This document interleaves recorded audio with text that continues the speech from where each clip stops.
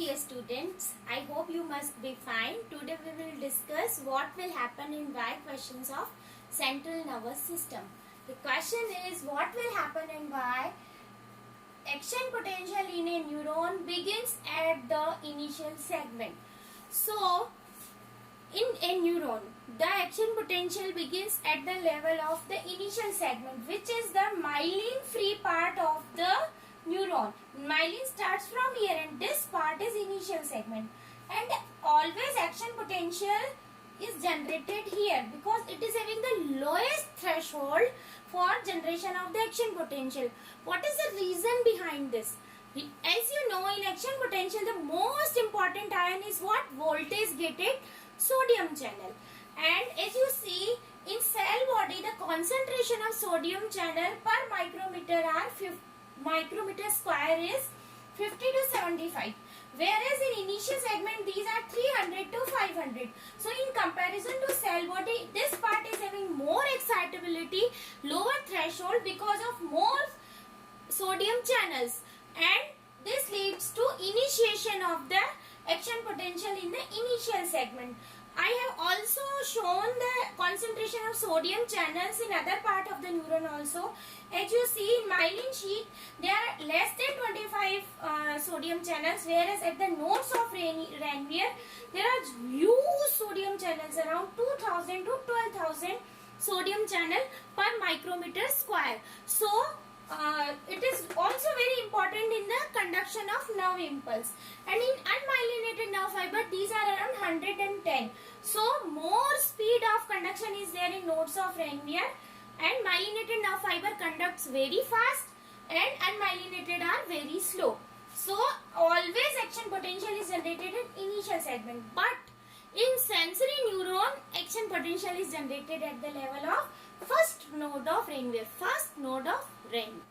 Next question is, action potential is faster in myelinated nerve. Why? The speed, generation of action potential all are at very high velocity in myelinated nerve. Reason behind this is that, one, as I have already told you in the previous question, that sodium channels, voltage gated sodium channels are highly concentrated at the nodes of Ranvier.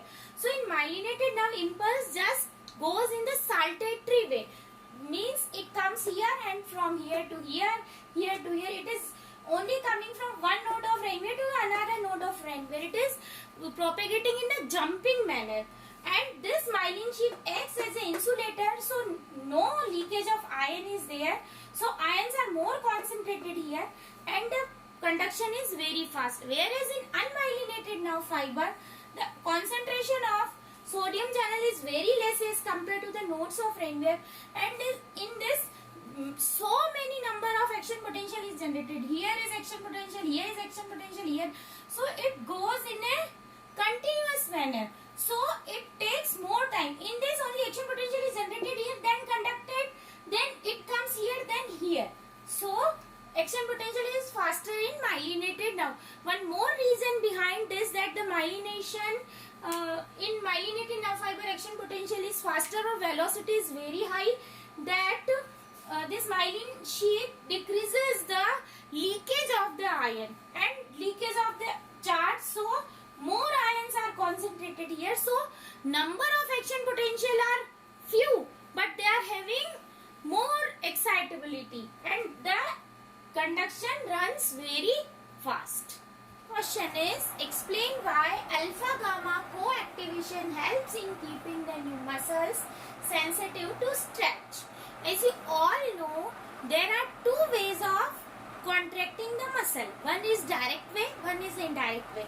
In direct way, alpha motor neurons are supplying the extrafusal fibers, that is the contractile fibers of the muscle. Extrafusal fibers are the contractile fibers of the muscle. So whenever alpha is supplying these fibers, alpha is stimulated, there is muscle contraction. This is motor nerve supply to the nerve, okay, to the muscle, okay. Second is indirectly by the gamma motor neuron. What happens when the muscle is stretched?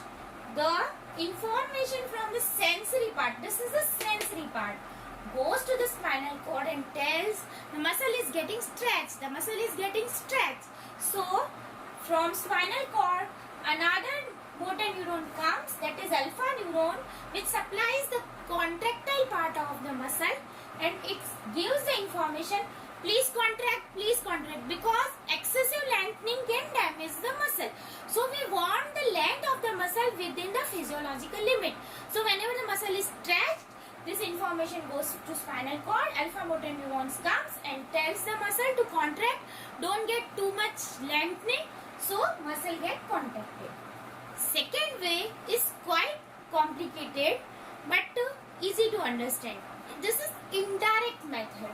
What happens in muscle, there are few extrafugal fibers, a lot of extrafugal fibers, and in between them there are few intrafugal fibers parallel to them. Okay, intrafugal fibers are having motor nerve supplied by the gamma motor neuron. This alpha motor neuron is supplying the extrafugal fiber, okay, and gamma motor neuron is supplying the motor supply to the intrafugal fibers.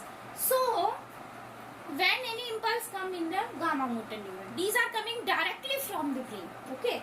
So any impulse comes in the gamma motor neuron, it says contract, so it causes contraction of the intrafusal muscle fiber.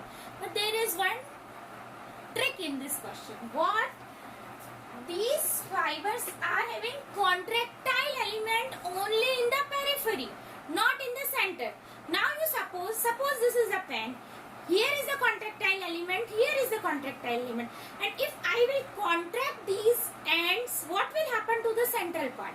The central part will be pulled and this part will be distorted. And when this part will be distorted, sensory fiber goes to the spinal cord. Same 1A fiber goes to the spinal cord and tells there is excessive lengthening of the muscle.